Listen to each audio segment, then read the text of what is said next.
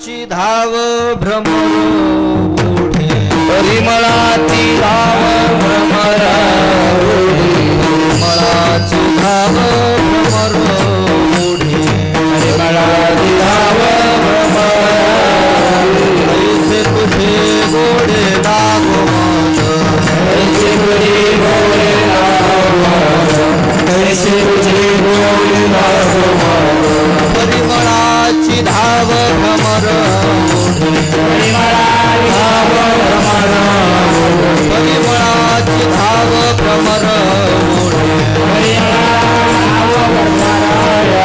ऐसे तुझे गोडी लागो ऐसे तुझे गोडी लागो ऐसे तुझे गोडी लागो अवित गे मायवे अवित गे माय भेटना जवळे आहे पर भेटना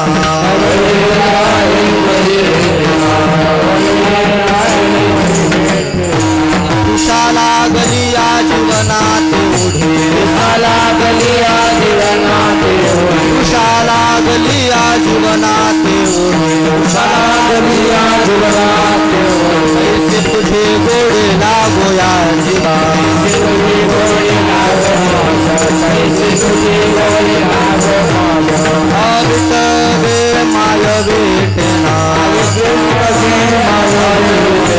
अवित गे माय भेटना जवळे आहे पर भेटना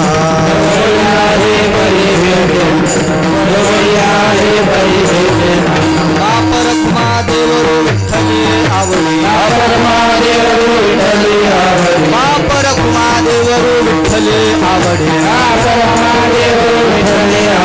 गोडी ऐसे गोडे मिळून गेले गोडी ऐसे गोडे मिळून गेले गोडी ऐसे गोडे मिळून गेले अवित माये माय भेटना माये माय भेटना माय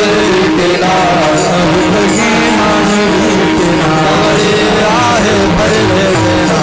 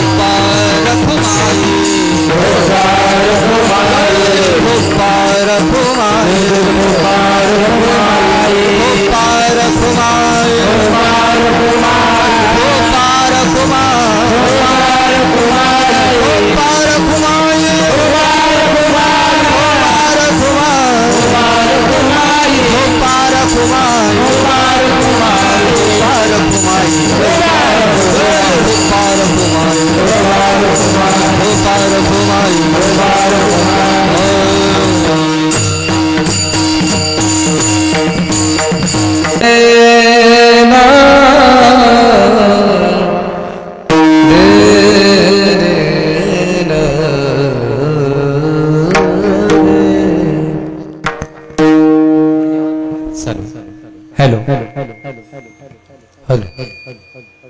परिमळाची धाव भ्रमर मोडी परिमळाची धाव भ्रमर मोडी परिमळाची धाव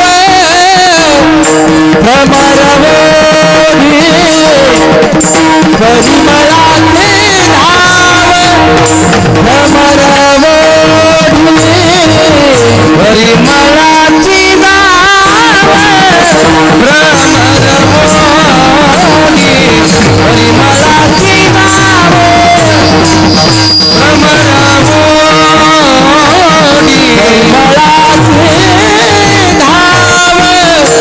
भ्रमर मोडी परिमळाची धाव भ्रमर मोडी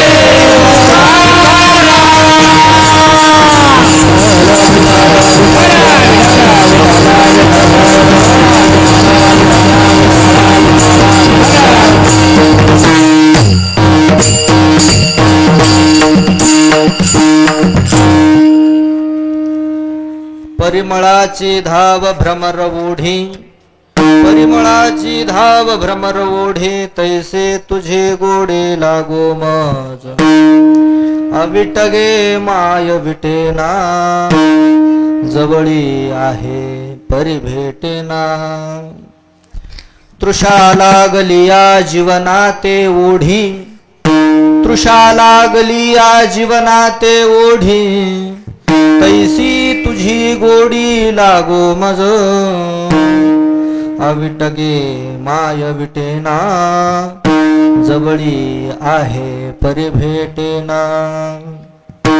बाप रखुमा देवीवरू विठ्ठली आवडी, बाप रखुमा देवीवरू विठ्ठले आवडे. गोडी येसी गोडी मिळून गेली, अविटगे माय विटेना, जवळी आहे परी भेटेना. जन्माद्यस्य तोन्वयादितरतश्चार्थेष्वभिज्ञस्वराट्, तेने ब्रह्म हृदयादि कवये मुह्यन्ति यत्सूरयः. तेजो वारि मृदां यथा विनिमयो यत्र त्रिसर्गो मृषा, धाम्ना स्वेन सदा निरस्तकुहकं सत्यं परं धीमहि. नमस्ते सते जगत्कारणाय, नमस्ते चिते ते लोकाश्रयाय. नमो अद्वैत तत्वाय मुक्तिप्रदाय, नमो ब्रह्मणे व्यापिणे शाश्वताय. महायोगपीठे तटे भीमरथ्यां, वरं पुण्डरीकाय दातुं मुनीन्द्रैः, समागत्य तिष्ठन्तमानन्दकन्दं परब्रह्मलिङ्गं भजे पाण्डुरंगाकरो.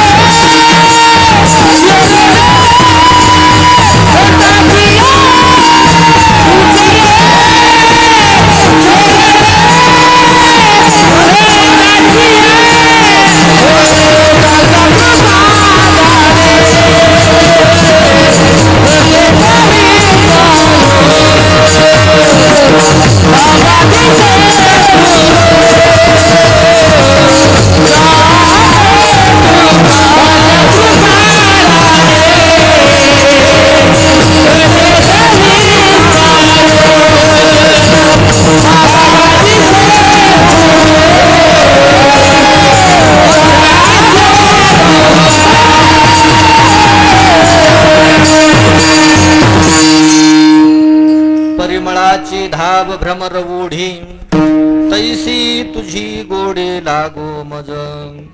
अविटगे माय विटेना, जवळी आहे परी भेटेना.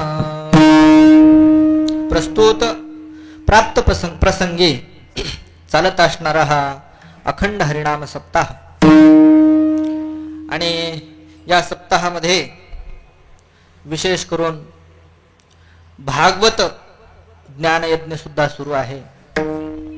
भागवताचार्य परमपूज्य श्री गोविंद महाराज दारेफळकर या ठिकाणी भागवत व्यास म्हणून आहेत. त्यानंतर या गावातील ज्येष्ठ श्रेष्ठ कीर्तनकार वारकरी परमपूज्य मुरलीधर महाराज सुद्धा या ठिकाणी बसलेले आहेत.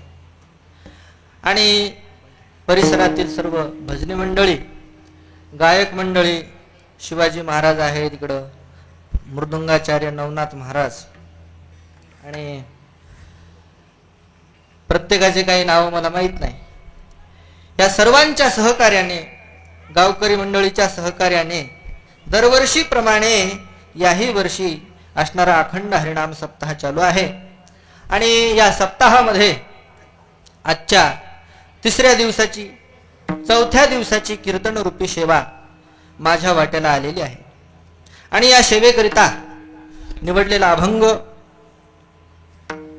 कैवल्य साम्राज्य चक्रवर्ती, ज्ञानियाचे राजे, योग्यांचे मायबाप, साधकांचे मायबाप, सर्वांना वंद्य असणारे, सर्व आपण ज्यांना आई या उपमेने माय, माऊली असा आपण संबोधतो. आणि या संप्रदायाचे आद्य आचार्य श्रीमंत श्री ज्ञानोबाराय माऊलींचा हा 4 चरणाचा अभंग आहे. आणि या अभंगामध्ये माऊलींनी साधकाची भूमिका घेतलेली आहे आणि साधकाची भूमिका घेऊन देवाकडे प्रार्थना करत आहेत. विठ्ठल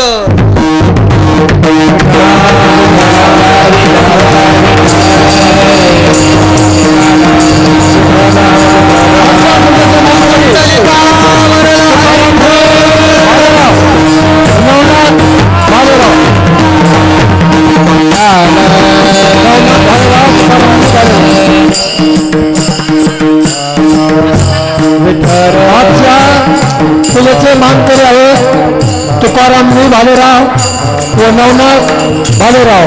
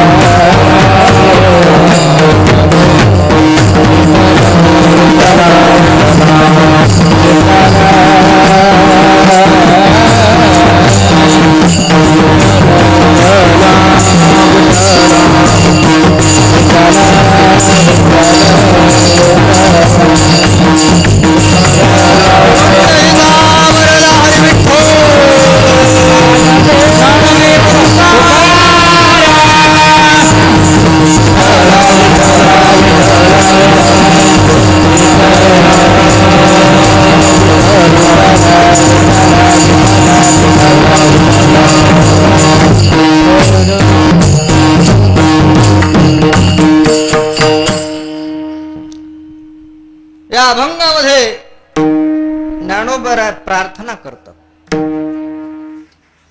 प्रार्थना वेगळी आणि मागणी वेगळी. थोडस सूक्ष्म अंतर आहे प्रार्थनेमध्ये आणि मागणीमध्ये. मागितलं जातं, सामान्यपणे मागितलं जातं, त्याला मागणी म्हणायचं. द्या असं म्हटलं जातं, तिथं काय मागणी आहे.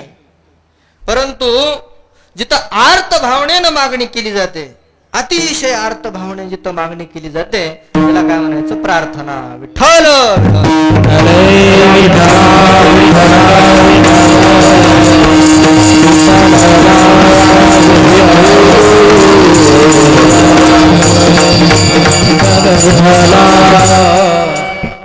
या अभंगामध्ये माऊलींनी प्रार्थना केलेली आहे. सामान्यपणे पाहू गेलो तर तुम्ही आम्ही सर्व परमार्थ करत असतो. प्रत्येक माणूस परमार्थिक आहे. मनुष्यजात सकळ स्वभावता भजनशील, झाले असती केवळ माझ्याची ठाई. प्रत्येक माणूस हा श्रद्धावान आहे, भक्तिवान आहे. भक्ती त्याच्या ठिकाणी उपजतच असते. कोणी देवाची भक्ती नाही केली तर नेत्याची भक्ती करतात, पण भक्ती करतात.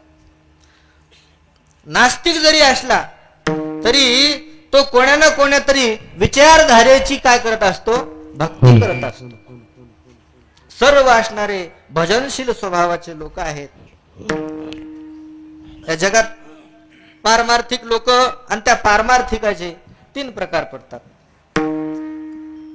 एक स्वाभाविक पारमार्थिक माणसं, स्वाभाविक ज्यांना काय देवाची आवड आहे. तुझी आन वाही नगा देवराया बहु आवडसी जीवा पासूनिया. जन्मतात ज्यांना जसे जन्मले तसे लहानपणापासूनच त्यांची वड कुठं असते, परमार्थाकडे असते.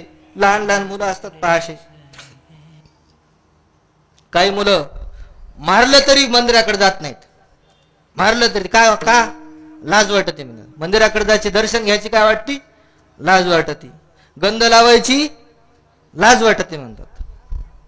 आणि त्या डीजे पुढे नाचायची काही लाज वाटत नाही. कुत्र्यासारखी जी बाहेर काढून ह्या ह्या नाचतात, तिथं काही लाज वाटत नाही. पण काही मुलं स्वाभाविक असणारे, त्यांची देवाकडे आवड असते, देवाबद्दल आवड असते. हे काय म्हणायचे, स्वभावता आवडीचे परमार्थिक लोक. आवडीचा परमार्थ याला म्हणायचं. आणि दुसरा सवडीचा परमार्थ. सवडीचा परमार्थ म्हणजे आता काहीच काम नाही, मग काहीच काम नाही, दुसरं काही करण्यापेक्षा आपलं मंदिराकडे येऊन बसायचं, हरिपाठाला येऊन बसायचं. जर पोथी चालू असेल तर पोथीला येऊन बसायचं, कीर्तन चालू असलं तर कीर्तनाला येऊन बसायचं. हा सवडीचा परमार्थ. काही लोक सवड असली तरी परमार्थ करीत नाहीत. सवड असली, रिटायर झाला, नोकरीहून रिटायर झाला, तर मग त्यानं काय करायला पाहिजे, आता वाऱ्या वगैरे करायला पाहिजे. आमचे वारकरी येतं, यांच्यासोबत जायला पाहिजे वारीला. तिकडं ते महिना वारकरी वारी नाही करीत, रिटायर झाल्यावर काय करतो, दुकान टाकतो, किराणा दुकान.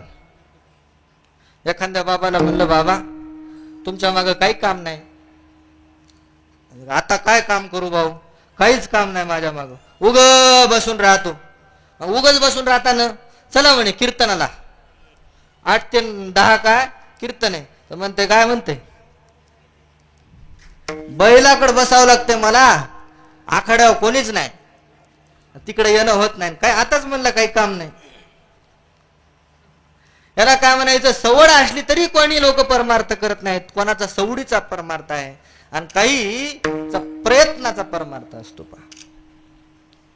प्रयत्न करून परमार्थ करतात. कै मे उद्धार पावे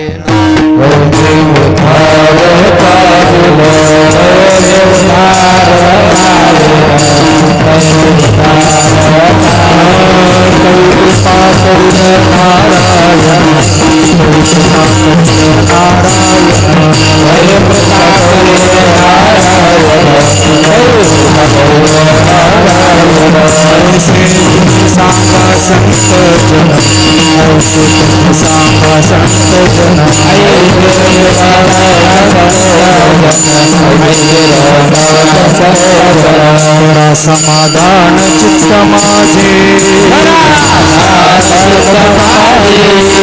समाधान चित्त माझे, समाधान चित्त माझे. कहे खंडईला कर्म, कहे खंडईला कर्म, कहे खंडईला कर्म, परुषतीला धर्माधर्म.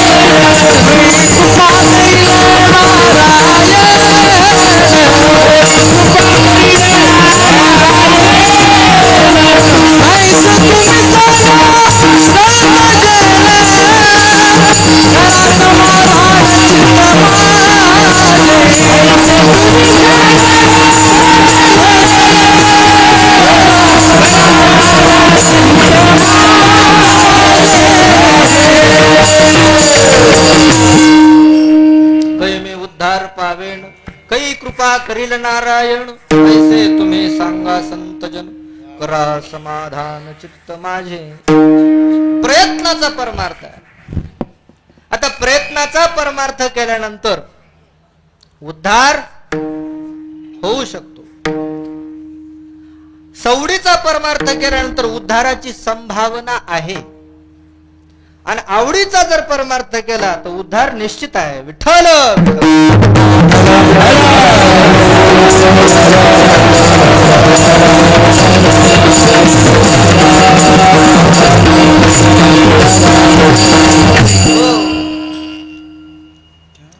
पदार्थ आवडीचा असेल, नवीन आवड निर्माण करायची गरज नाही. सवडीच्या परमार्थामध्ये आवडच नसते. आणि प्रयत्नाच्या परमार्थामध्ये काय करावं लागते? आवडीची देवाकडे मागणी करावं लागते, प्रार्थना करावं लागत असते. भक्ती आहे ही तीनही प्रकारची भक्ती आहे. परंतु प्रत्येक गोष्टीमध्ये, प्रत्येक कार्यामध्ये एक वर्म आहे, वर्म. आणि ते वर्म धरून ते करावं लागतं. आता हे मृदुंगाचार्य, मृदुंग आहे पा, मृदुंगाचे खूप बोल झाले, एक वही भरली, बरं प्रॅक्टिस बी करतो, सराव रियाज बी करतो, एक वहीभर बोल झाले, पण नेमकं हरिपाठात वाजवायला लावलं की त्याला ते वाजिताच येत नाही, धागिनता वाजिता येत नाही, कोणतंच काही येत नाही. कस काय असं का होतं बा? प्रयत्न करतो, बोल पण फार झालेले आहेत, त्याच्यातलं ज्ञान आहे भरपूर, कोणता ठेका, धुमाळी, काय ठाई, सगळं माहित आहे त्याचं. पक्वाद निर्माण कसा करायचा याचं सुद्धा ज्ञान आहे त्याला, परंतु हरिपाठच वाजिता येत नाही. का वाजिता येत नसेल? कशामुळं? कारण वर्म चुकलेलं आहे. पक्वादाचं काय वर्म आहे? ताल. काय पाहिजे? ताल जर असेल तर बिना बोलाचा सुद्धा पक्वाद वाजवतो. बिना बोलाचे कितीतरी लोक कीर्तन वाजवतात. तुम्ही कोणाकडे शिकले? म्हणजे असंच शिकलो. असं कसं शिकले? मनानेच शिकलो. गायन आहे, गायनामध्ये पण काय एक वर्म आहे. चांगला मोठा गायक, काय ते रागाचं ज्ञान, ते राग सकाळी म्हणायचा का दुपारी का संध्याकाळी का पहाट म्हणायचा, याचं ज्ञान, ते थाट वेगवेगळे, ह्या थाट ते घराणे, सगळं माहित. कोणता तीव्र, कोणता मध्यम घ्यायचा, कुठं कोणता तीव्र गेला, कोणता राग बदलते, काय सगळं काय बारीक निरीक सगळं काय त्या गायनाचं ज्ञान. आणि कीर्तनात चाल देईल म्हणायला लागला की वाटतंय गाढव वरडायला की गायक वरडायला, काय लक्षातच येत नाही. असं का होतं? कारण गायनातलं वर्म नाही. गायनातलं वर्म काय? गायनातलं वर्म स्वर. तस प्रत्येक गोष्टीमध्ये पहा वर्म असते. आणि वर्म कळालं की ते काम फिक्स होते, काम झाल्यात गणती. स्वर असला की गाय 100% येणार, ताल असला की नाही, पक्वाद मृदंग 100% त्याला येणार म्हणजे येणार. तसं पहा स्वयंपाकातलं पण वर्म असते. ते रव्याचे लाडू असतात. आता महिला मंडळाला माहिती आहे रव्याचे लाडू जमले तर जमतात है ना. त्याची चाचणी जी आहे चांगली बसली तर जमले, आणि चाचणी हुकली तर एक तर रव्याचा लाडू काय होते? चिकन होते, नाही तर दगड होते. विठ्ठल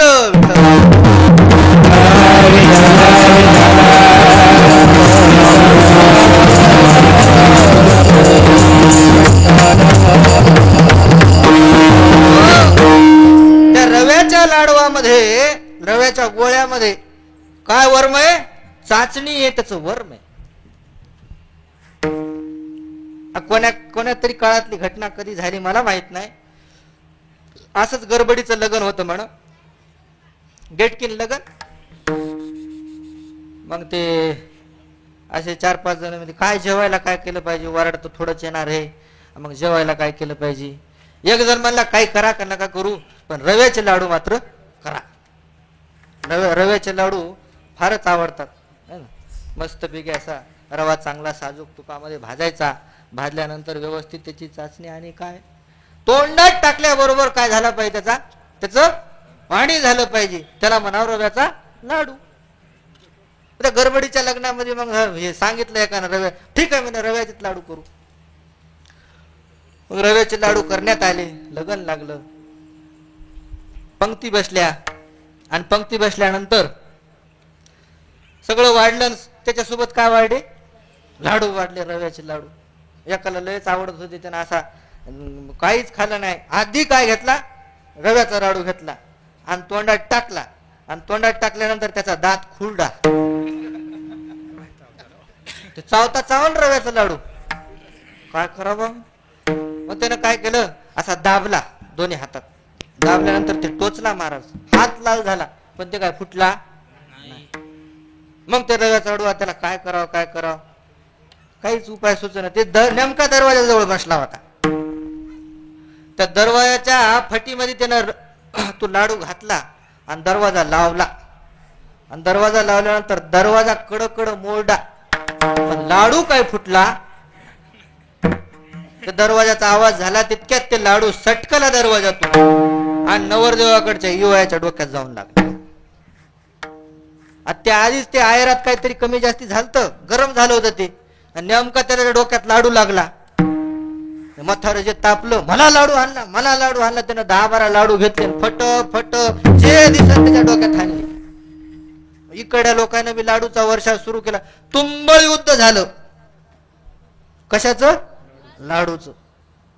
आज हे सगळं झालं कशामुळं? चुकलिया वर्म फेरा पडे. त्या रव्याच्या लाडूची चाचणी हुकली. प्रत्येक गोष्टीमध्ये काय वर्म आहे, तसं भक्तीमध्ये सुद्धा वर्म आहे. भक्तीचं काय वर्म आहे हो? भक्तीचं भाव हे वर्म आहे. भावे विण भक्ती भक्ती विना भक्ती भक्ती विना भाविना भक्ती भक्ती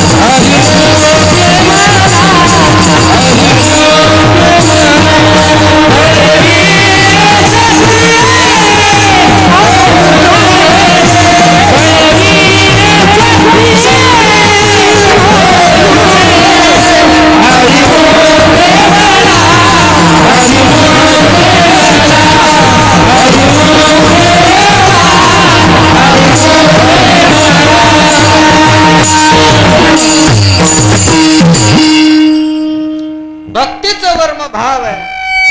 भाव म्हणजे काय? देवाविषयी असणार प्रेम, देवाविषयी असणारी आवड.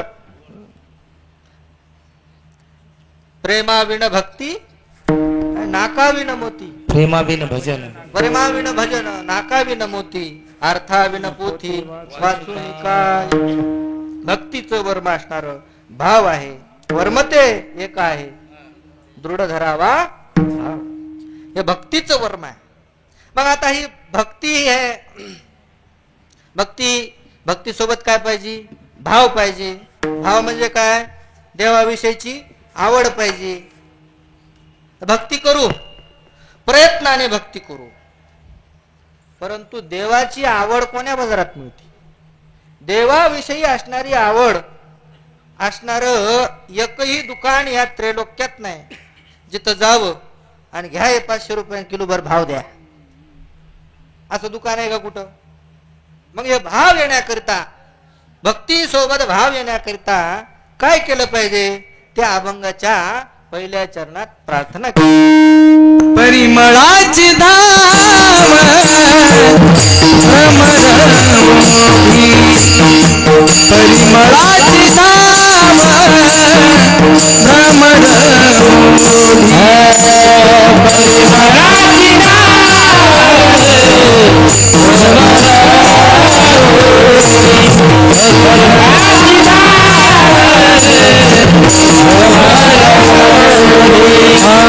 परिमळाची धाम भ्रमरवोधी, परिमळाची धाम भ्रमरवोधी, परिमळाची धाम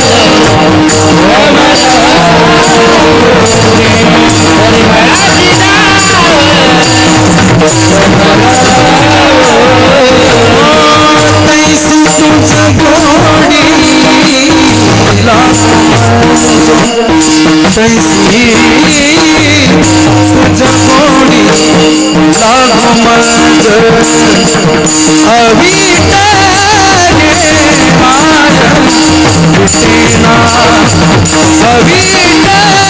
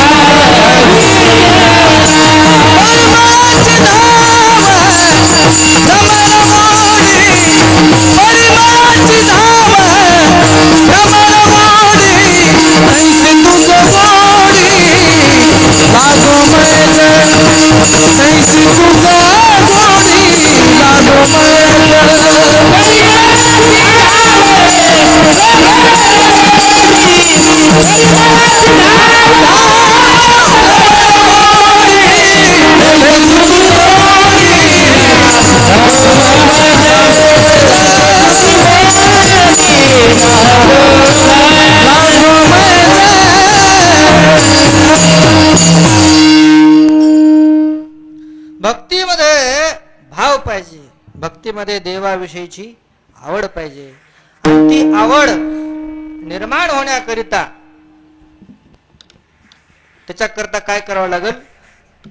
ज्याची आपण भक्ती करतो त्याच्याकडे ती आवड मागणी करावं लागेल, त्याची प्रार्थना करावं लागेल. अन्यत्र ती आवड दुसरीकडे कुठेही मिळणार नाही. तो भाव असणारा तो कोणाकडे मागावं लागणार आहे? देवाकडेच मागावं लागणार. भाव थोडाफार प्रत्येक जणाकडे आहे, प्रेम थोडंफार देवाविषयी सर्वांना आहे, परंतु थोडंफार प्रेमाने थोड्याफार आवडीने चालणार नाही. कशी आवड पाहिजे? हरिपाठातच सांगितलेले. कशी आवड पाहिजे? ज्ञानदेवा गोडी हरिनामाची जोडी, हरिनामाची गोडी. ज्ञानदेवा जोडी हरिनामाची गोडी आणि रामकृष्णावडी सर्व काळ. आवड आहे पण सर्व काळ आवड नाही. त्याच्याकरता ज्ञानोबारायण दृष्टांत दिलेला आहे. कशी आवड पाहिजे? कशी देवाविषयी आवड पाहिजे? परिमळाची धाव भ्रमर ओढी. परिमळा तो परिमळ म्हणजे सुगंध किंवा तो आमोद. मकरंद, मकरंद हा त्या भुंग्याला भ्रमराला अतिशय आवडणारी वस्तू आहे. त्याला जर फुल असं फुललं आणि त्याच्यातून सुगंध बाहेर पडला की आपोआप त्या भुंग्याला कळतो. कशामुळं? त्या वासामुळं. आणि त्या सुगंधावर इतका तो मोहित होतो की त्या सुगंधाच्या दिशेने जिकडं फुल फुललेलं आहे तिकडं तो जातो भुंगा आणि त्या कमळावर जाऊन बसतो, त्या फुलावर जाऊन बसतो. त्या फुलाशी एक रूप होतो, इतका एक रूप होतो सगळं काही हरवून जातं. जगात दुसरं जग आहे हे त्याला ठाऊक सुद्धा नसतं. का? त्या फुलाचं आणि त्या भ्रमराचं तादात्म्य झालेलं आहे. एक रूपता दोघांमध्ये आलेली आहे. प्रेम जड. काय जड? प्रेम. आणि एकदा का प्रेम जड की काही दुसरं काही आठवत नाही. ज्याच्यावर प्रेम जड फक्त तीच वस्तू दिसते. रात्रंदिवस त्याच वस्तूचं त्याच व्यक्तीचं काय राहतं? चिंतन राहत. आणि त्या भ्रमर आणि तो सुगंध मकरंद एक रूप होऊन जातो. पहा ज्ञानोबा सांगतात, गुंतला भ्रमर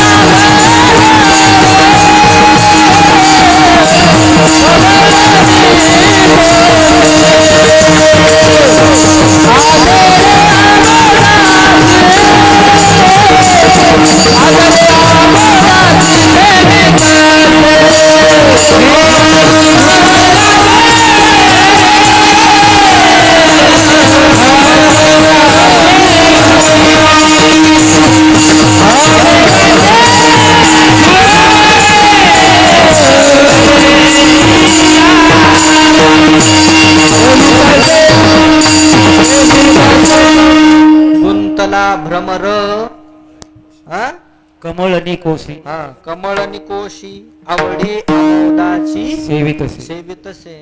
भ्रमर आणि तो जो आमोद आहे, मकरंद आहे, त्या मकरंदाशी तो भ्रमर एक रूप होऊन जातो.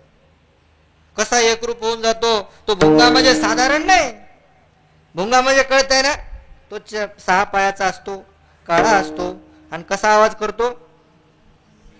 हा सुई असा आवाज करतो, गुई असा आवाज करतो. त्याला काय म्हणायचं? भुंगा असे म्हणतात.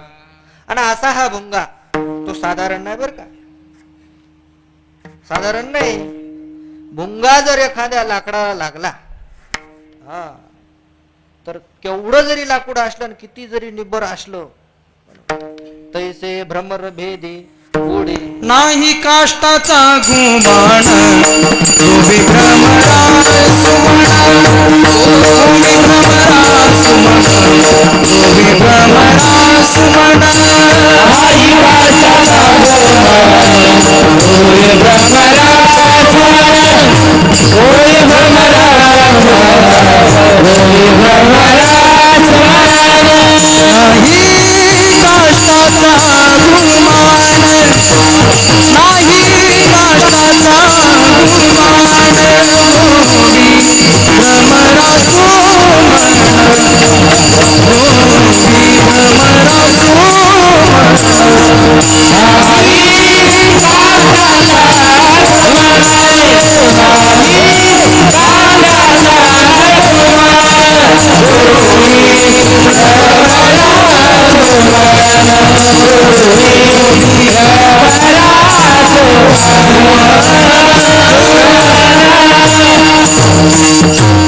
नाही काष्टाचा गुमान गोबी भ्रमरा सुमन.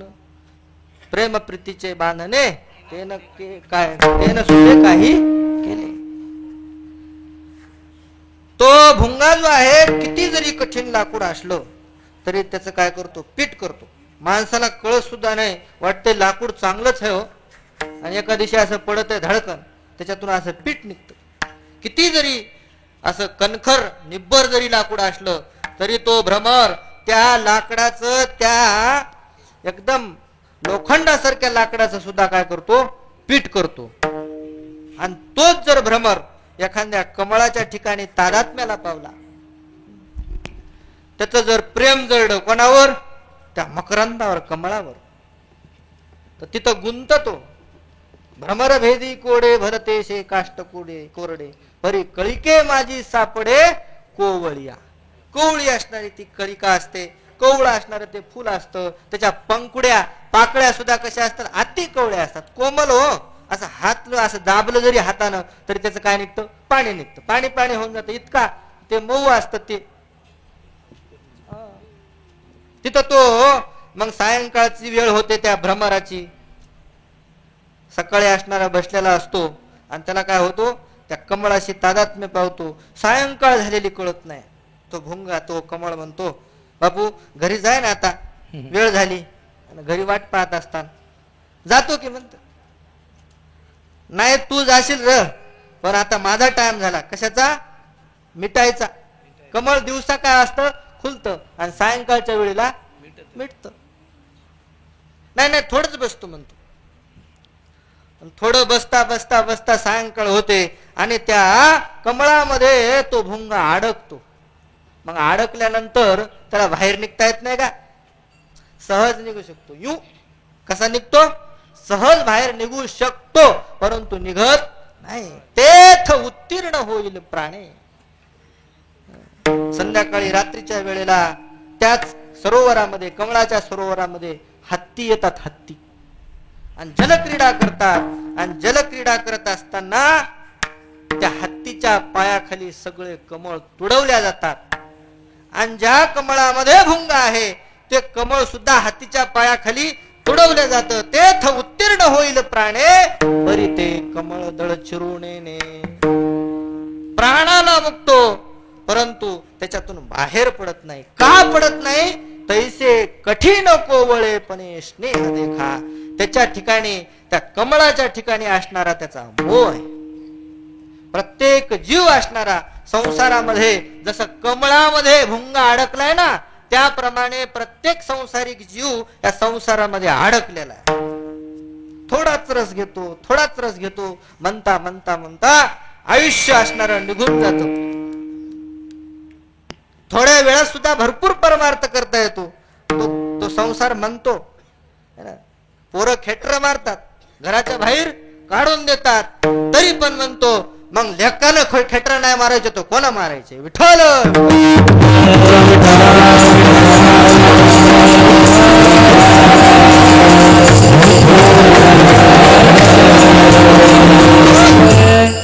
आम्हाला लेक आहेत म्हणून आम्हाला मारायला देत, तुम्हाला नसतान.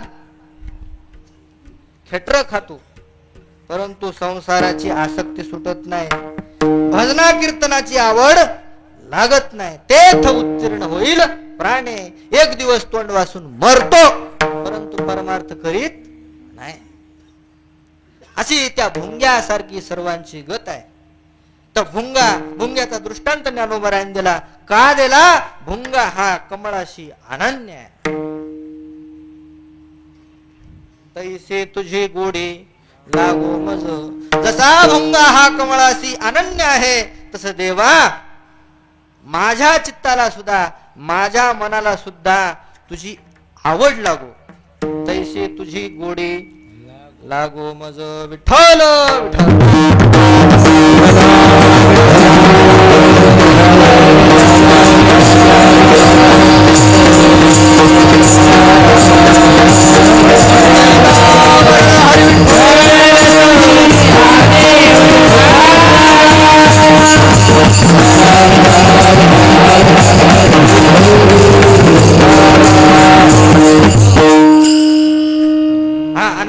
अनन्यता करता ज्ञानोबाऱ्याने दृष्टांत दिला भुंग्याचा. परंतु भुंग्याच्या ठिकाणी सुद्धा ज्ञानोबाऱ्याला दोष दिसायला लागले. एवढा काय असा परफेक्ट दृष्टांत वाटला नाही का? भुंग्याला आवड आहे कशाची? मकरंदाची. अतिशय आवड आहे, खूप प्रेम करतो मकरंदावर. पण एकाच कमळाच्या एकाच मकरंदावर प्रेम करतो असं नाही. ह्या कमळावरून त्या कमळावर, त्या कमळावरून त्या कमळावर, त्या फुलावर असा काय चंचल आहे. ऋण झुनू ऋण झुनू रे भ्रमरा. ऋण झुनू ऋण झुनू रे भ्रमरा.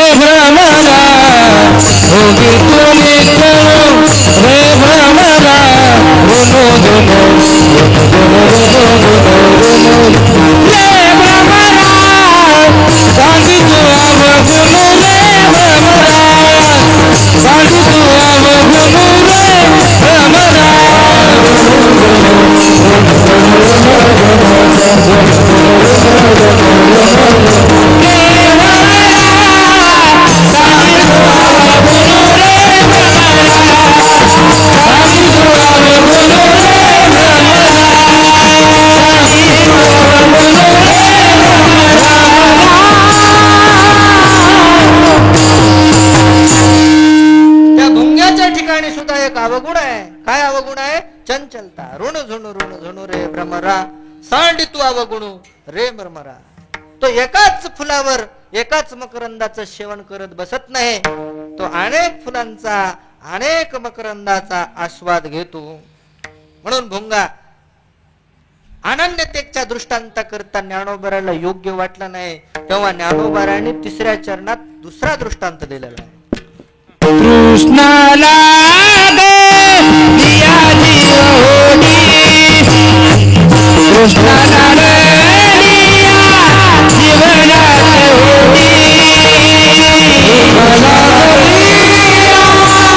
जीवनात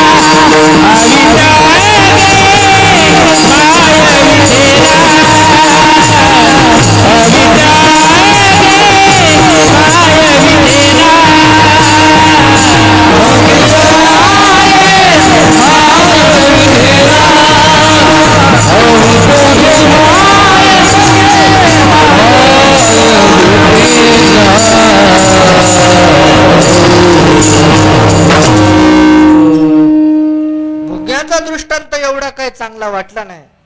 तिसऱ्या चरणात पुन्हा दुसरा दृष्टांत दिला. तृषा लागली या जीवनाते ओढी, तैसे तुझे गोडे लागो या जीवा. या जीवाला तशा प्रकारे तुझी गोडी लागो. कशा प्रकारे? एखादा तहानलेला माणूस आहे. पूर्वी लोक शेतात काम करायचे. आता सुगी वगैरे झाला, पाडवा झाला की आवताचे काम, नांगरणीचे काम सुरू व्हायचे. उन्हाळा, कडक उन्हाळा, आणि कडक उन्हाळा झाला लागल्यानंतर एक माणूस असणारा आवत हानीत होता. पाणी घेऊन गेलं तर कळशीभर पाणी नेलं. काय वानेरानं सांडलेलं, कशाने ते पाणीच सांडलं त्याचं सगळं, दुपारचे पार. आणि भयंकर तहान लागली. आणि तहान लागल्यानंतर तो धावत सुटला. पूर्वी काय असे बोर वगैरे जास्त नव्हते, पाण्याची व्यवस्था नव्हती. विहिरीला जाऊन पाणी प्यायचं, विहीर दूर होती. मग तो धावत सुटतो. तहान लागल्यानंतर पाणी पिण्याकरिता धावत सुटला. मग धावत सुटल्यानंतर ते काय दिलं म्हणजे थांबेन तो माणूस. तहान, अतिशय तहान लागल्यानंतर त्याला काय दिलं मग ते थांबेन? पाणीच लागल त्याला, दुसरं काही नाही, कशाचीच गरज नाही. रस्त्यात त्याला एक माणूस भेटला. असं त्याच्या जवळ असं बॅग होती गठुड. लगेच त्यानं 500च्या असं बंडलच काढ 500च. कुठं चालला म्हणे? पाणी प्यायला, लय तहान लागली हो, मला काय आता बोलण्याला वेळ नाही, घसा कोरडा पडलेला आहे, आणि थोडा वेळ जर पाणी नाही पिलो तर मरतोच मी, मला काय आता बोलू नका. पाणी आहे का तुमच्याकडे? म्हणे पाणी नाही. 500चं बंडल आहे, एक काम कर, हे 500चं बंडल घे आणि इथूनच वापस आवत आणायला जाय, पाणी भेटणार नाही. ते म्हणे 500चं बंडल घेतो, पण पाणी पिऊन आल्यावर. त्याला पैशाची किंमत नाही त्यावेळेत. त्यावेळेत कशाची किंमत आहे? फक्त आणि फक्त पाण्याची. असा धावत पुढे गेला. आणि पुढे गेल्यानंतर एकाच हातात अशी कॅन दिसली, महाराज 5 लिटरची मस्तपैकी. त्याला वाटलं विहिरीपर्यंत जाण्यापेक्षा जवळच पाणी घेऊन आला माणूस, यालाच थोडस पाणी. आणि त्याला पाणी, तुमच्याकडे पाणी आहे का? म्हणे नाही, पाणी नाही. मग या कॅनीत काय? म्हणे तूप आहे, गावरान गाईचं अस्सल तूप आहे. पाणी असलं तर द्या. नाही नाही म्हणे, हे 5 लिटर तूप पे म्हणे, आताच तुला देतो, परंतु पाणी भेटणार नाही. आता पाणी स्वस्त आहे की तूप स्वस्त आहे? होय, पाणी स्वस्त आहे की नाही? आणि तूप किती आहे? तूप महाग आहे. तूप म्हणलं की काय म्हणतात? चोप. एवढं महाग आहे तुम्हाला, किती किती त्याचा भाव, कोण किती लावेल काय सांगता येत नाही. साधारण सरासरी जरी भाव काढायचा असला तरी तुपाचा भाव निघत. असं सोन्यासारखं तूप झालेलं आहे सध्या. मग एवढं सोन्यासारखं तूप द्यायला तयार आहे 5 लिटर, 5 किलो है ना, तरी पण घेणार नाही. का घेणार नाही? महाग आहे तूप. तुपामध्ये गुण सुद्धा पाण्यापेक्षा अधिक आहे. तूप खाल्यावर काय येत असतं? रूप येत असत. परंतु त्याला काय पाहिजे सध्या? पाणीच पाहिजे, तूप लागत नाही. का? कारण सध्या गरज कशाची आहे? पाण्याची. तो पाण्याशी अनन्य आहे. तहान लागलेल्या माणसाला फक्त आणि फक्त केवळ पाणीच पाहिजे. तसं हे देवा, हे पांडुरंगा, आता केवळ आणि केवळ मला तुझीच गरज आहे. विठ्ठल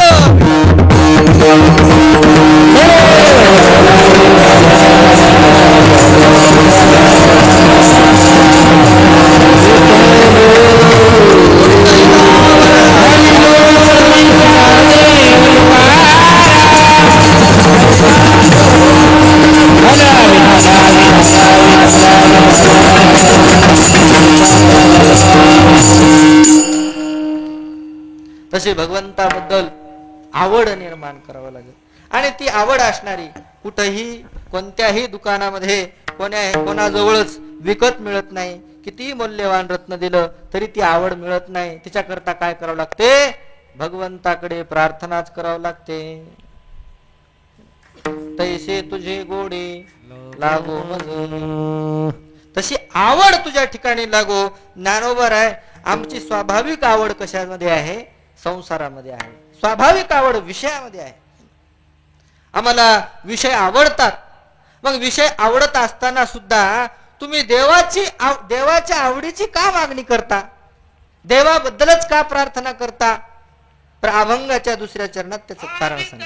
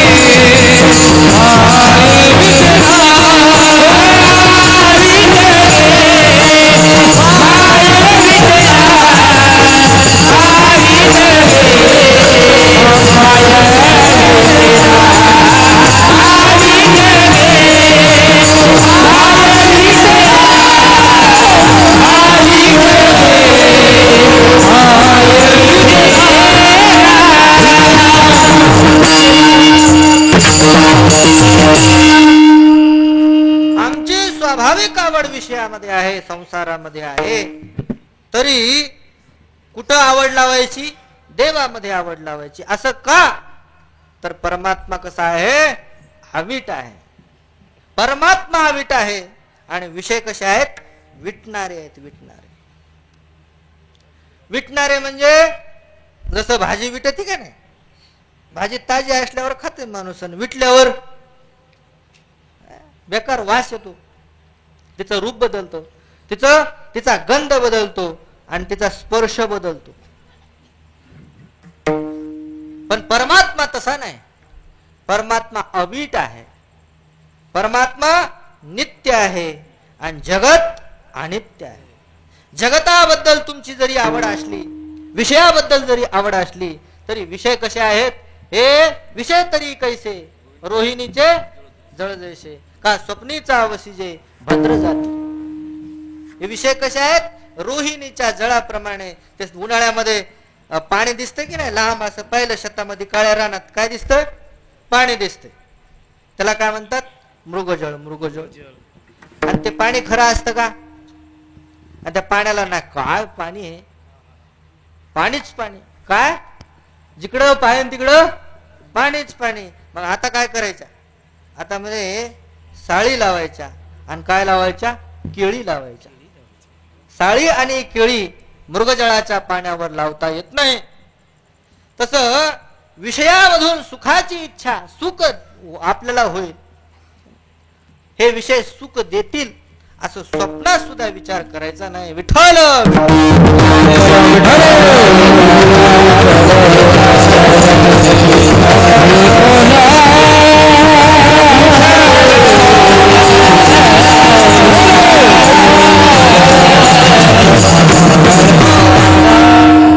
संपूर्ण जगत दुष्ट नष्ट स्वभावान आहे आणि परमात्मा नित्य आहे, अवीट आहे.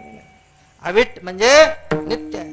परमात्मा नित्य आहे म्हणून हे अवीट असणार जगत त्याच्यावर प्रतिभाषित होत आहे. काय पाहिजे?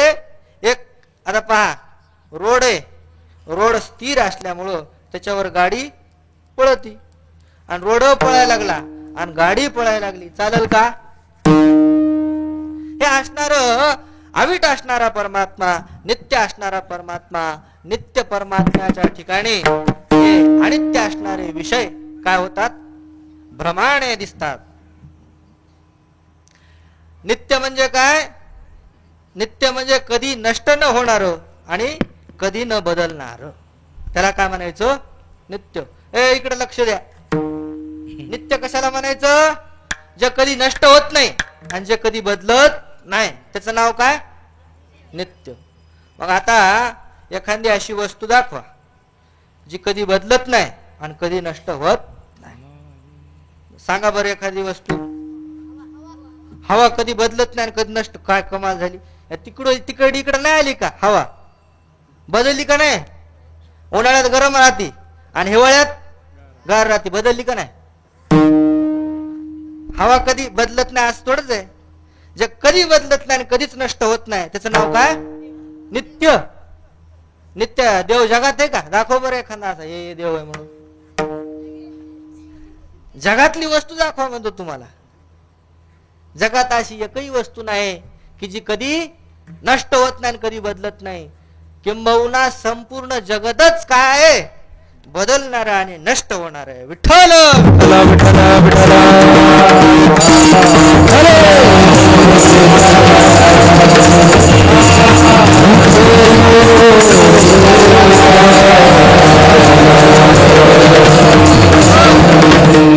जे बदलणार आहे आणि जे नष्ट होणार आहे. कधी ना कधी काय होणार आहे ते आपल्याला सोडून जाणार आहे. मग त्याच्या माग लागण्यात काय मतलब नाही. माहीतच आहे धोका मिळणार आहे. मग त्याच्या माग लागण्यात मजा नाही. व संपूर्ण जगत नष्ट होणार आहे आणि बदलणार आहे आणि त्या जगतामध्येच विषय आहेत. त्या जगतामध्येच काय संसार आहे. जी आवडणाऱ्या वस्तू त्या जगतातल्याच आहेत. तर मग त्या जगताबद्दल आसक्ती धरण्याचं कारण नाही. जगताचा अधिष्ठान असणारा कोण? परमात्मा. तो कसा आहे? अवीट आहे. अवीट. आनंद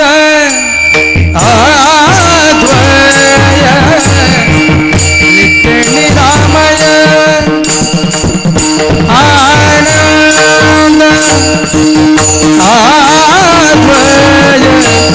नित्य निरामय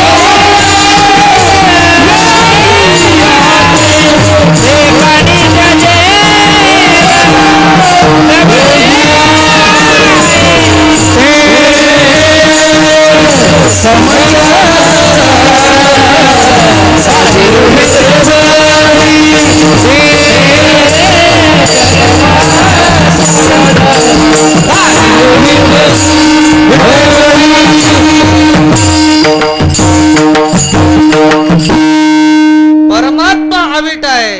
अविट आहे म्हणजे कसं आहे? आनंद स्वरूप आहे. आनंद अद्वय नित्य निरामय जे का निज ध्येय योगियांचे ते हे समचरण साजरे विटेवरी. परमात्मा सच्चिदानंद स्वरूप आहे आणि परमात्म्याशिवाय आनंद दुसरीकडे नाहीच. मग जगतातला आनंद त्याचं काय? जगतातला जरी जो आनंद दिसला तरी तो सुद्धा आनंद कोणाचा आहे? परमात्म्याचाच आनंद आहे. त्या परमात्म्याचा आनंद जगतावर खोटा खोटा प्रतिभाषित होतो. वास्तविक तो आनंद कोणाचा आहे? परमात्म्याचा आहे. असा असणारा परमात्मा कसा आहे? अविट गे माय विटेन. काही केलं तरी तो परमात्मा विटत नाही आणि जगत काही जरी केलं तरी विटल्याशिवाय राहत, नष्ट झाल्याशिवाय राहत नाही, बदलल्याशिवाय राहत नाही. आता हे लहान लहान लेकर दिसायला तर हे काय होणार? मोठाले होणार, तरुण होणार. हे याच्यापेक्षा लहान असतात लेकर, असे बारीक बारीक लेकर असतात, गोंडस दिसतात, छान दिसतात, है की नाही? कोणी म्हणते काय लेकरू सुंदर दिसायले आणि गपकन त्याला घेते, कडवर घेते आणि कडवर घेऊन काय करते? त्याची पप्पी घेतात लहान लेकराची आणि ते जाता तरुण झाला आणि म्हातारा झाला. कोण? त्योच म्हातारा झाला, असा कडव घेतला आणि असं असं काय होते का? प्रत्येक माणूस सुद्धा, हा शरीर सुद्धा काय बदलणार आहे. माणसाचं शरीर सुद्धा बदलत तर बाकी प्रकृती, दरवर्षी उन्हाळा येतो, हिवाळा येतो, पावसाळा येतो, काय असणार बदलणारी वस्तू नाही जगतामध्ये. कोणती अशी वस्तू आहे जी कधी नष्ट होणार आहे? होतच नाही. सगळ्या वस्तू बदलणाऱ्या आणि नष्ट होणाऱ्या आहेत. फक्त आणि फक्त कोण सोडून? परमात्मा सोडून. तो परमात्माच केवळ काय? अविट आहे. मग असा अविट असणारा परमात्मा कुठं शोधायचा महाराज? हे तर लय लांब असल, कुठं वैकुंठात, कुठं कैलासात, कुठं असा आमका धमका है ना, इतक्या इतक्या योजन दूर, इतक्या आमका, असं असं आहे का काही? अविट गे माय विटेना. जवळी आहे. कसं आहे? अतिशय जवळी. किती जवळ आहे? इतका जवळ आहे, इतका जवळ आहे, हृदयात. सर्वागती राम दे आगे येतो, सर्वागती राम दे आगे येतो, सर्वागती राम दे आगे येतो, सर्वागती राम दे आगे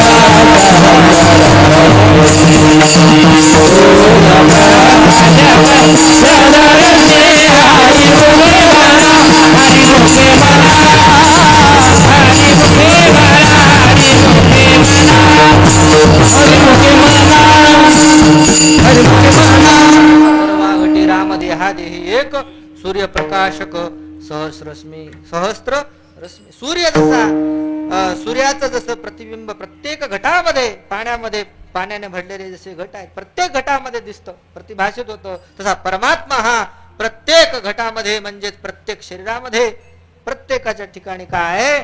परमात्मा व्यापक आहे. ईशावास्यमिदं सर्वम. ईशावास्यम ईशेन वास्यम वास्यम व्याप्तम. ईश्वराने व्याप्त आहे. कसा आहे? तैसा हृदयामध्ये रामू. कुठं आहे तो? हृदयामध्येच आहे. आणि असता सर्व सुखाचा आराम हृदयामध्ये आहे आणि सर्व सुख त्याच्या ठिकाणी. सुख फक्त त्याच्या ठिकाणी.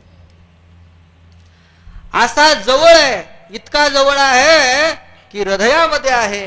आणि हृदयामध्ये असताना सुद्धा परिभेटेना. भेटत नाही. का भेटत नाही? त्याचं उत्तर सुद्धा याच उभीत आहे. काय? भ्रांतासे काम विषयावरी. भ्रांतीमुळं तो परमात्मा हृदयात असताना सुद्धा दिसत नाही. कशामुळं? भ्रांतीमुळं, भ्रमामुळं. भ्रम.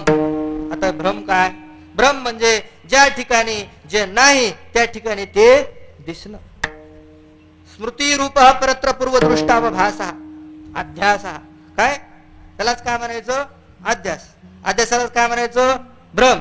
भ्रमाला काय म्हणायचं? जे जिथं नाही तिथं ते दिसणं, जिथं जे नाही तिथं ते दिसणं. आता उन्हाळ्यात पाणी दिसतंय का नाही? कुठं? रानात पाणी दिसतंय. मग ते पाणी आहे का? पाणी कुठे? पाणी विहिरीत. मग विहिरीत असणारं पाणी कुठं दिसतंय? रानात. त्याच नाव काय? अध्यास. त्यालाच काय म्हणायचं? भ्रम. काय म्हणायचं त्याला? लेकरायला वेदांत कळायलाय, लोक म्हणतात वेदांत सांगितलं कळत नाही. कीर्तनात विठ्ठल विठ्ठल.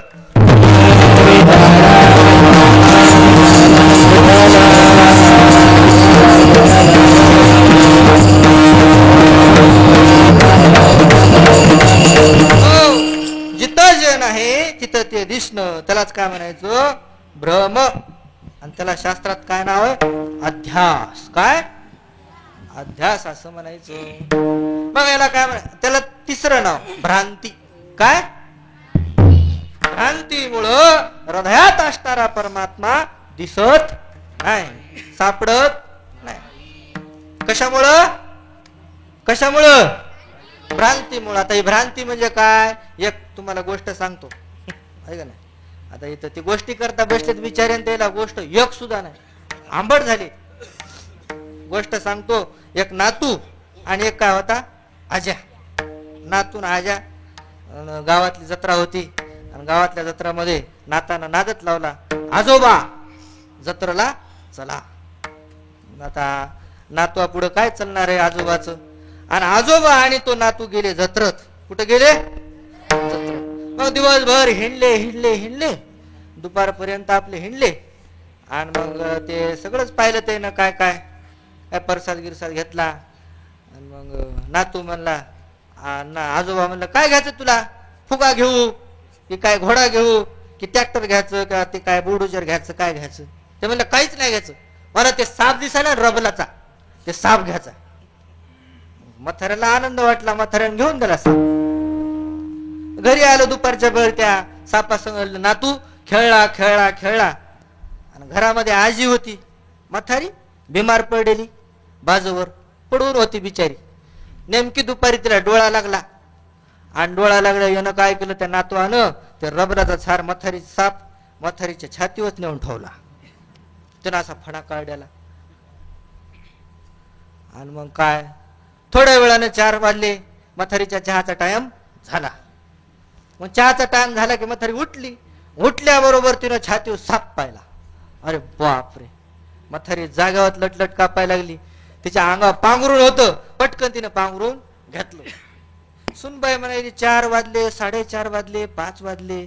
म्हातारी 3 वाजल्यापासूनच वरडती, चहा चहा चहा करती. आज आवाजच येईना म्हातारीचा. काय झालं? सुनबाईनं मनानं चहा केला आणि चहा करून घेऊन गेली म्हातारीच्या त्या झोपड्यात, म्हणा खोलीमध्ये घेऊन गेली. आणि घेऊन गेल्यानंतर त्या सुनबाईनं पाहिलं म्हातारीच्या छातीवर साप. आणि साप बी कसा? फणा काढून बसलेला. अरे बापरे! ती कपन बशी जागेवर लट लट कापायला, खड खड खड खड वाजायला लागली. ती सुनबाई वरडायला लागली, साप निघाला, साप निघाला, साप निघाला. आणि आजूबाजूचे सगळे गावातले लोक जे दुपारी घरात होते, घरी होते, ते तरुण मंडळ सगळं असणार गोळा झालं.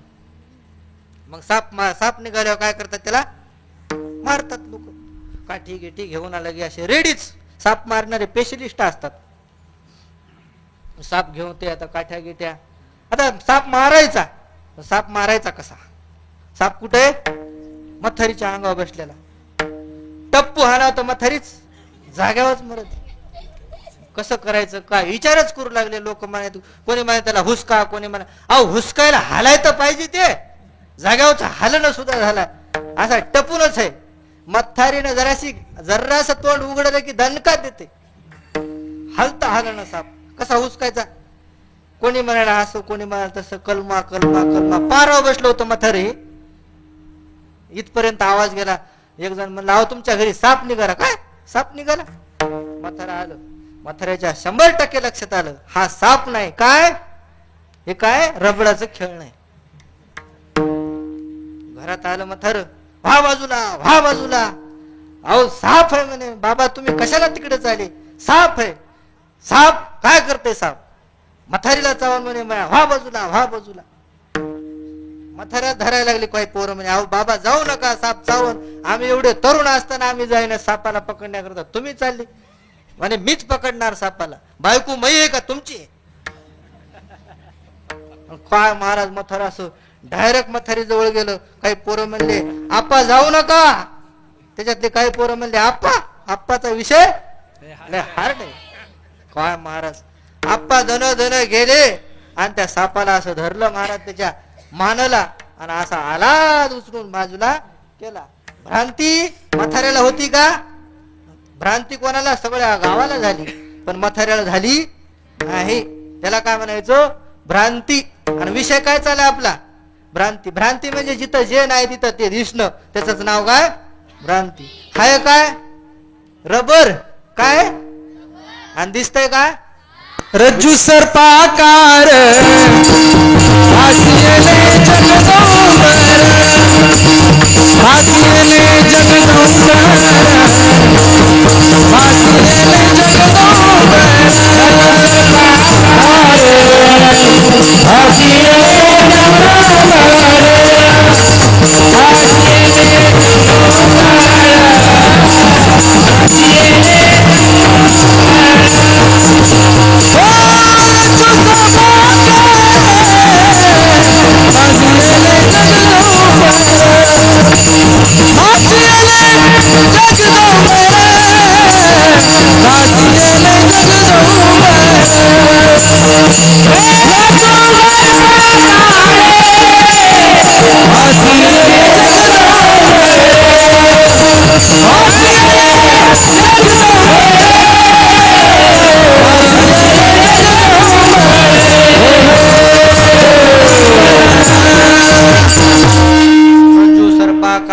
भासयले जगदंबर तसं वास्तविक कोण आहे परमात्माच आहे आणि दिसतंय आपल्याला काय जगत कसं दिसतंय रज्जू सर्पाकार भ्रांतीमुळं आपल्याला जगत दिसतंय भ्रांत्या शास्त्रात 5 प्रकारच्या सांगितलेल्या भेद भ्रांती कर्तृत्व भोक्तृत्व भ्रांती संग भ्रांती विकार भ्रांती आणि ब्रह्मभिन्न जगत सत्यत्वाची भ्रांती किती भ्रांत्या झाल्या 5 कोणत्या इथं 12 वर्ष शिकून लक्षात येईल एका दिवसात काय येणार आहे बाप्पा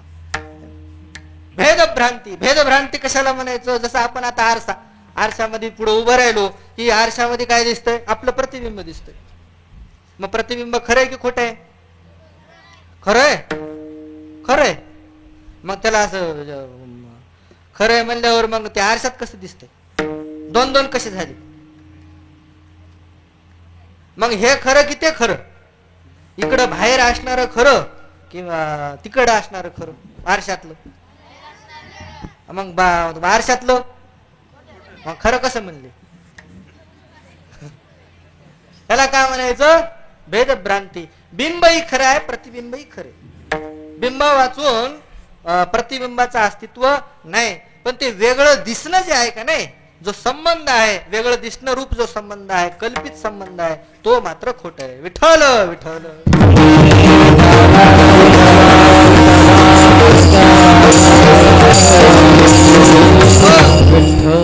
दुसरं संघ भ्रांती म्हणजे आता हे सगळं व्यापक काय आकाश आहे व्यापक आकाशाला काय म्हणायचं महाआकाश आणि एखाद्या गाडग्यामध्ये म्हणा मडक्यामध्ये म्हणा त्याच्यामध्ये बी आकाश आहे की नाही मोकळी जागा आहे की नाही मग त्याला काय म्हणायचं घटाकाश त्याचं नाव काय हे संपूर्ण व्यापक आकाश आहे त्याला म्हणायचं महाआकाश घटातल्या आकाशाला म्हणायचं घटाकाश म्हणा आणि मठामध्ये जे आकाश आहे त्याचं नाव काय मठाकाश महाआकाश घटाकाश आणि मठाकाश मग आकाशामध्ये काय फरक आहे का आकाश तर एकच आहे की नाही पण त्या आकाशाला घटामुळं त्या मडक्यामुळं काय नाव आलं घटाकाश असं तसं व्यापक असणारं ब्रह्म आणि त्या ब्रह्माला अंतःकरण नावाची उपाधी लागली की त्याच नाव काय होतं जीव याला म्हणायचं संघ भ्रांती विठ्ठल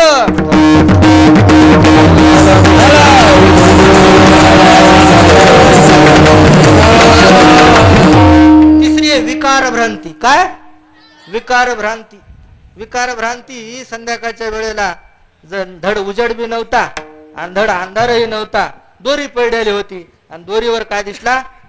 साप दिसला. मग साप खरा आहे की खोटा आहे? खोटा. खरा. खरा म्हणलं चावत कसा नाही आणि खोटा म्हणला दिसला कसा? ते काय झाला? भ्रमाने उत्पन्न झाला. सुट्टीवरी रजत पाता डोळा दिसे,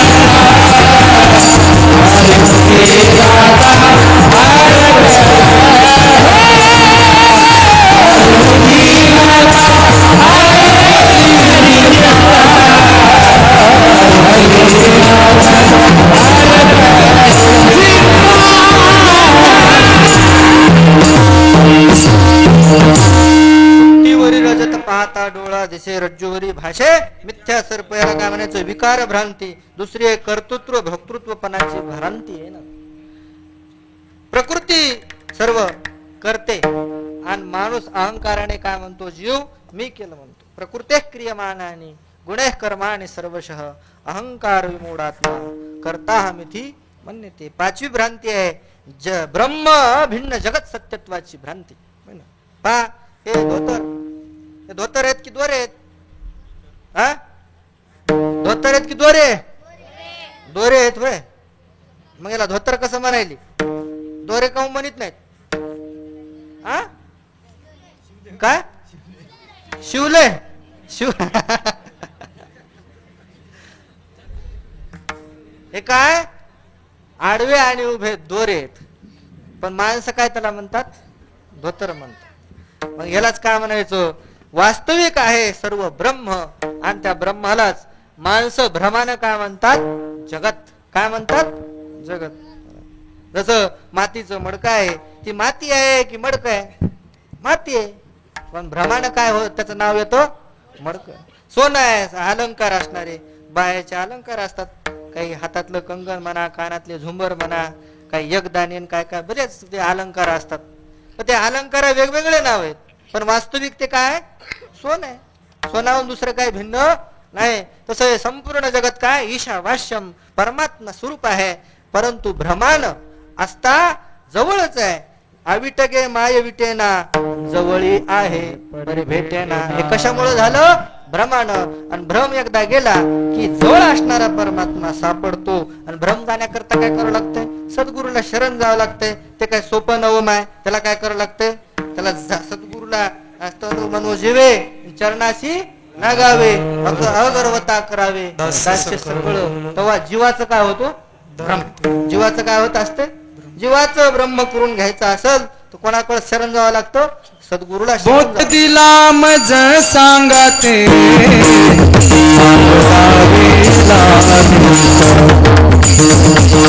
तुला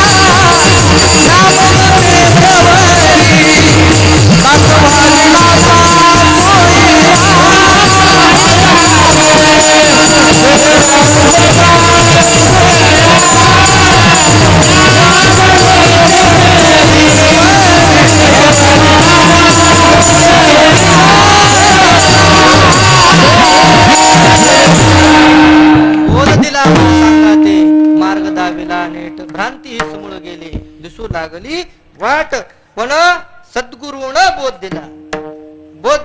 झाल्याशिवाय जवळ असणारा परमात्मा दिसत नाही. बोधाकरता काय करावं लागतं? सद्गुरूची आवश्यकता आहे. एक माणूस होता संध्याकाळचे दिवस हिवाळ्याचे दिवस गहू भिजवायला गेला. पूर्वी काय बॅटऱ्या गिटऱ्या काय नव्हत्या. कंदील घेऊन गेला. त्याला बिडीचा नाद. अब ते अर्धी रात्र झाली त्याला बिडीची आठवण आली.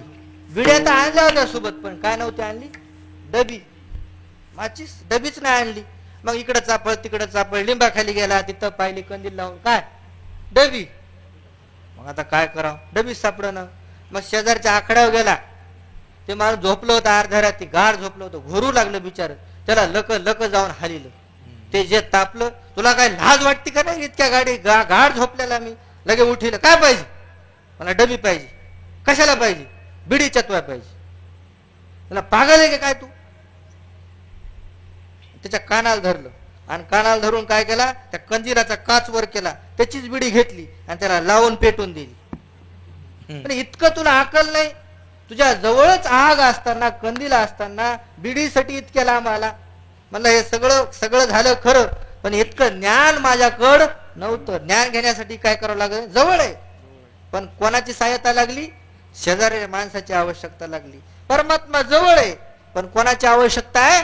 सद्गुरूची आवश्यकता आहे. विठोबार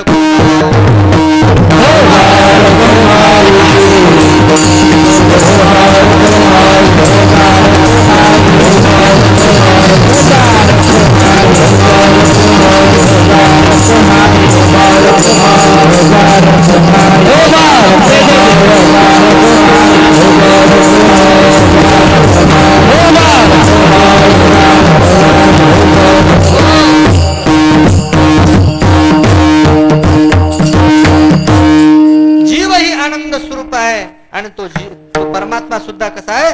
आनंद स्वरूप आहे. आणि हा आनंद स्वरूप जीव आणि त्या आनंदाला प्राप्त झाल्यानंतर काय स्थिती होते? अभंगाच्या 4थ्या चरणामध्ये बापर कुमादेवी वरू विठ्ठलावरी बापर कुमादेवी वरू विठ्ठलियावरी बापर कुमादेवी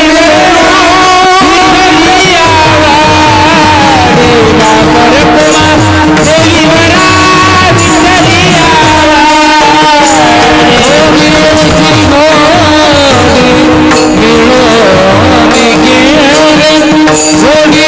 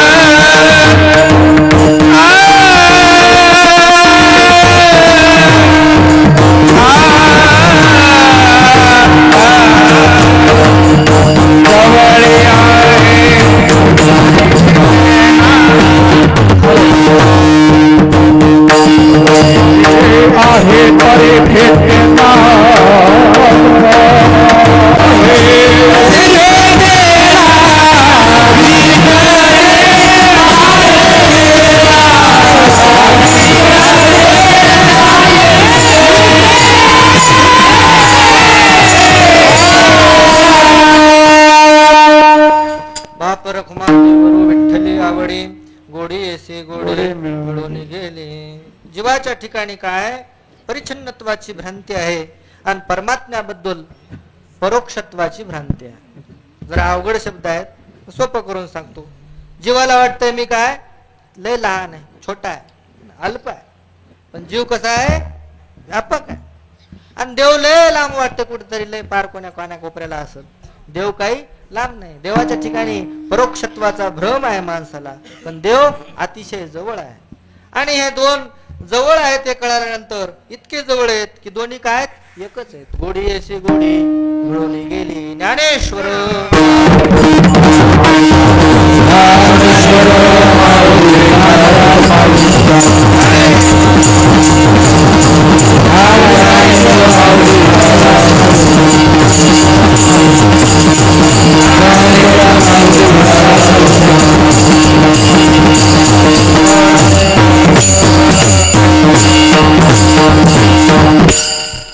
यथामथी यथावकाश अभंगावर चिंतन करण्याचा मी प्रयत्न केलेला आहे. अभंगाचा अर्थ असाच असावा, असाच असलाच पाहिजे असा माझा काही दावा नाही.